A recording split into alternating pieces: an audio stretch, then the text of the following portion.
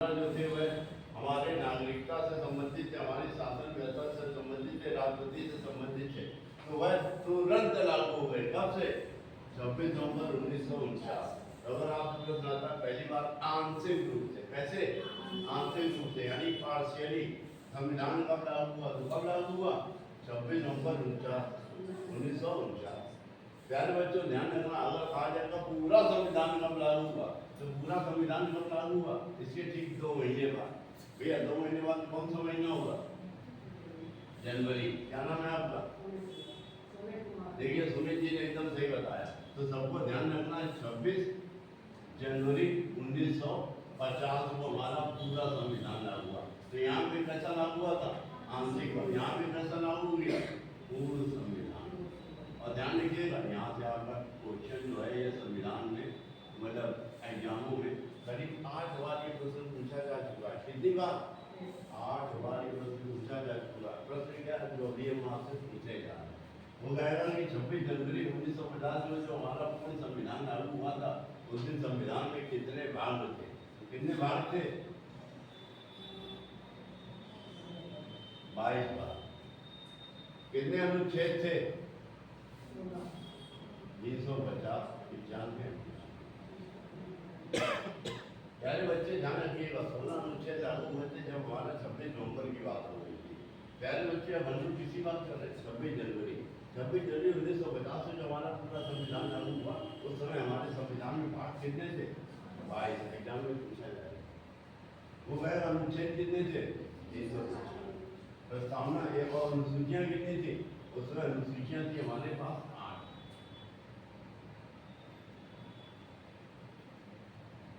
जो छात्र या छात्रा इंग्लिश मीडियम के उनके लिए हम बता दें, भाग को इंग्लिश में कहते हैं पार्ट, अनुच्छेद को इंग्लिश में कहते हैं आर्टिकल, अनुसूचियों को इंग्लिश में कहते हैं स्केड्यूल। कई जगह इसका प्रोनाउंसिएशन शेड्यूल भी होता। So it doesn't matter whether you can call it schedule, whether you can call it schedule। चाहे आप इसे स्केड्यूल कहें, चाहे आप इसे शेड्यूल कहें, दोनों सही।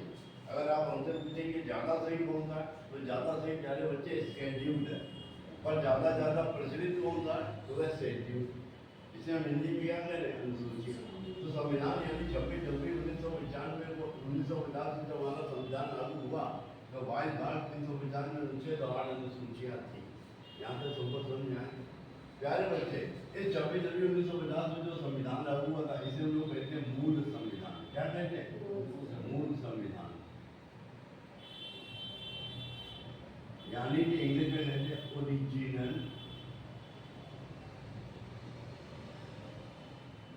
कॉन्स्टिट्यूशन। और इसी दिन हमारी एक प्रस्तावना जो हमारे संविधान के साथ आई, प्रस्तावना, जिसे हमारा दूसरा नाम क्या दिया? उद्देशिका, या जिसे इंग्लिश में क्या कहते हैं?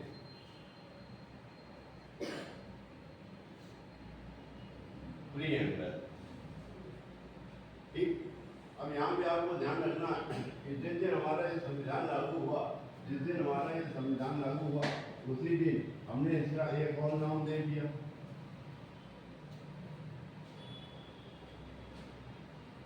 उसी दिन हमने इसे एक और नाम दे दिया, या हमारा जो देश था इसका स्टेटस बदल गया। इसका स्टेटस बदल गया। कैसे? तो ध्यान दीजिएगा, इसी दिन हम ये कहलाने लगे 26 जनवरी को गणतंत्र। क्या कहलाने लगे? बेटा दिवस पे तो लड्डू खाए जाते हैं, पर हम इस दिन क्या बने? गणतंत्र।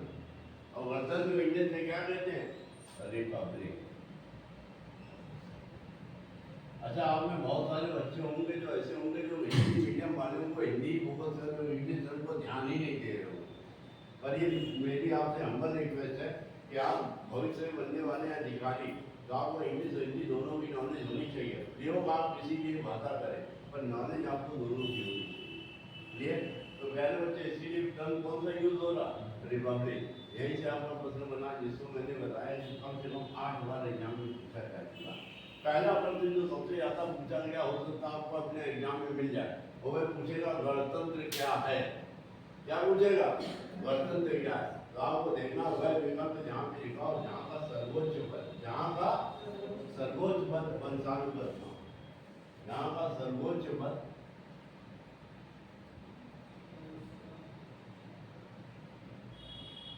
वंशानुगत ना हो, यानी हेरिटेज बेस्ड ना हो।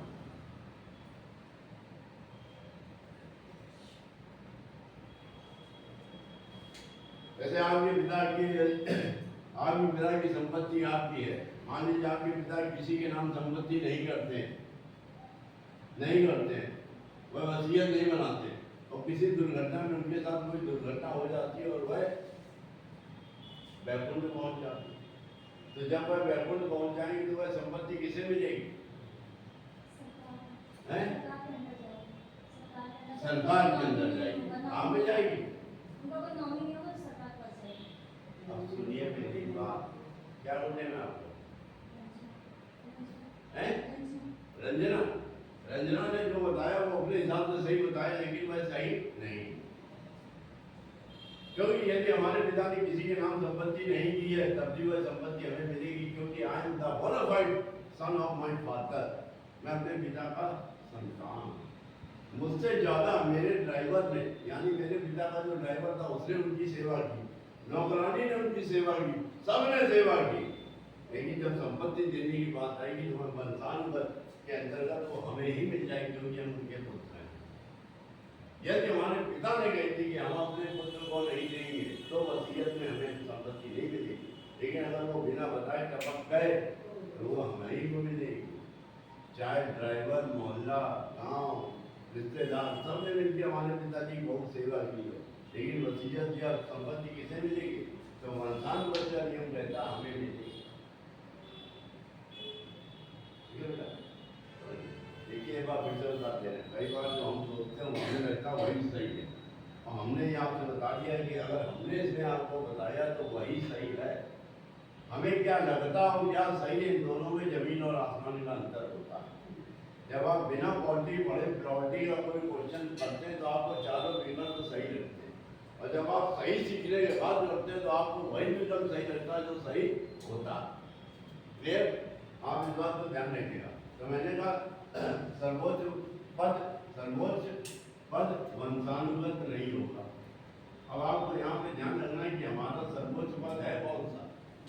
अच्छा, फिर से एक बात पूछा गया था कि गणतंत्र शब्द का अर्थ क्या है, तो आपको कौन सा विकल्प चुनना है? यहाँ पे राष्ट्र का या राज्य का या देश का, चाहे वह राष्ट्र है, चाहे वह राज्य है, चाहे वह देश है, whether they will call it state, whether they will call it country, whether they will call it nation, चाहे वह नेशन है, चाहे वह स्टेट है, चाहे वह कंट्री है, वह सारा का सारा क्या होता है? सर्वोच्च पद। सर्वोच्च पद जो होगा वह वंशानुगत नहीं होगा, तभी वह स्टेट क्या कहलाएगा? गणतंत्र। हम गणतंत्र कब बने? 26 जनवरी 1950, क्योंकि हमारा जो सर्वोच्च पद था वह कौन था या कौन है? हमारा सर्वोच्च पद कौन था? अरे भाई बोलो। देखिए बात ध्यान रखिएगा, जीएस में पॉलिटी और अंग्रेजी में प्रीपोजिशन, दो ऐसी चीजें जो सबको आती, लेकिन जब हम लोग क्लास में पढ़ते तब हमें पता चलता हमें जो आता था उसमें कुछ गलत भी था और कुछ सही भी था, होता है ना। इंग्लिश में जब प्रीपोजिशन इन तो ये सब हम लोग प्रयोग करते तो धनाधन करते जाते हैं, एट बैट जहाँ होगा मिला, ऑन ऑन अपॉन सब। और जब इंग्लिश किताब पढ़ने आते हैं, जब इंग्लिश का टीचर पढ़ाता है ग्रामर के रूप में पढ़ते हैं तो हमें समझ में आता अरे हम तो ये गलत है, पढ़ने के बाद पता चलता है। उसी तरीके से प्यारे बच्चे पॉलिटी में होता हमें सब आता है, क्योंकि बचपन से हम न्यूज़पेपर, न्यूज़ और अपने मम्मी पापा, दीदी, जीजा, भैया, भाभी सबसे सीखते आ रहे, मोहल्ला मोहल्ला सब जगह से। लेकिन बाद में हमें पता चलता है कि रियलिटी में जो चीज़ें थी उसमें कुछ चीज़ें सही थी, कुछ चीज़ें गड़बड़ थी, तो हमें उस गड़बड़ से आगे निकलना। देखा फिर से आ जाते तो सर्वोच्च पद वंशानुगत नहीं होगा। तो अब यहाँ पर प्रश्न उठता हमारा सर्वोच्च पद है कौन सा? बताइए जल्दी फटाफट।